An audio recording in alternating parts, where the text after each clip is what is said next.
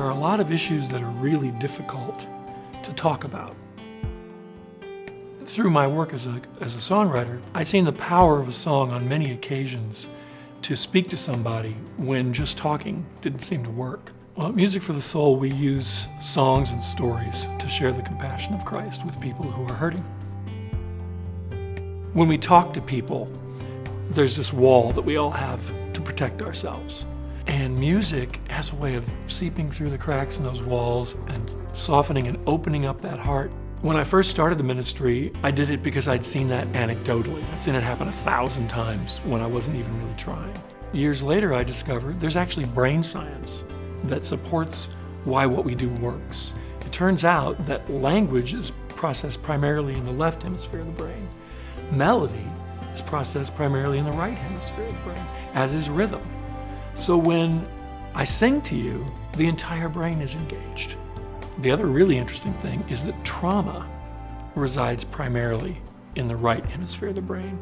So that means that music and a song can access that trauma and open the person up to receive a message regarding whatever pain they're carrying.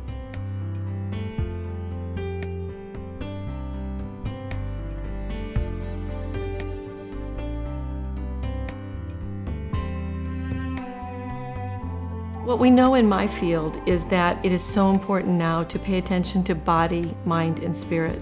We're looking at people so much more holistically. We need to engage in all parts of a person, and music is one of those resources that we haven't used, I don't think, to the fullest. So what I noticed about Music for the Soul was that there were lyrics and spoken words that were used directly to specific life problems. In my area of eating disorders, when people listen to those words, they're like, that's exactly what I'm feeling. That's exactly the struggle that I've had. So it's very unique in that sense. We've done projects on suicide grief, on pornography addiction, caregiving for a loved one in the home.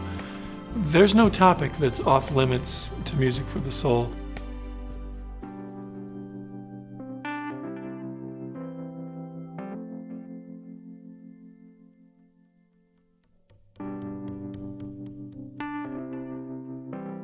First of all, on every project, we have an advisory team of Christian therapists who counsel on the issue, of pastors, and probably most importantly, of people who have lived through it. People who have lived the issue and come out the other side free. The thing that's the most important to me is when somebody who's been through it listens to one of our songs and they go,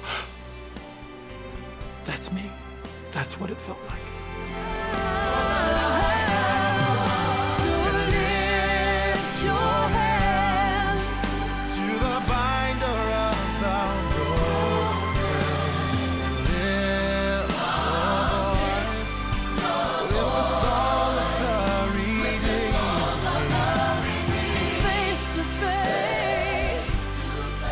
The thing that keeps me going is that we hear from people. One day I was in the office and there was a knock at the door, and this woman had found us and come to our office to tell us her son had committed suicide. He was 17 years old. She was a single mom, and she had been furious at God and had lost her faith. And there's a song on our Chaos of the Heart project called How Could You? The song actually is the person who's lost a loved one challenging God, angry with God. And she said, I heard that song and it gave me back my faith. She said, I'm just screaming at God right now, but at least we're talking.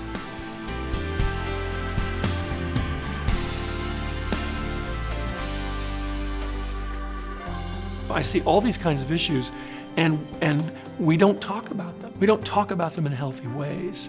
And Music for the Soul does. So what's driving me and what my vision is that we could have more open discussion, that these songs would prompt people to be able to speak about these things in their churches and in counseling and even in their friendships and personal relationships in ways that shed light on these dark issues so that people can find hope and find encouragement and find their way to healing.